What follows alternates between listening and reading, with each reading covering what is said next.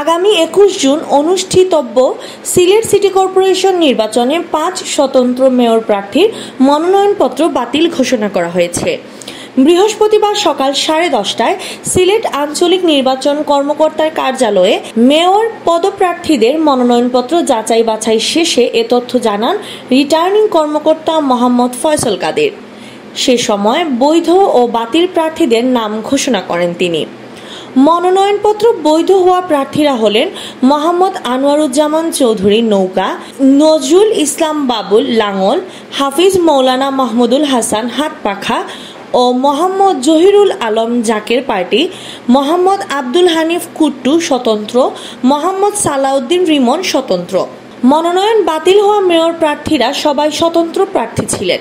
তারা হলেন শামসুন নূর তালুকদার, মোহাম্মদ আব্দুল মান্নান খান, মৌলানা জাহিদ উদ্দিন, মোহাম্মদ শাহজাহান মিয়া, মোশতাক আহমেদ রৌফ মুস্তফা।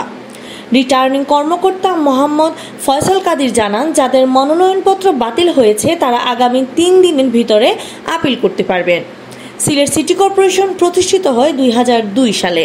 79.50 বর্গ কিলোমিটার আয়তনের এই মহানগরের ওয়ার্ড 42টি।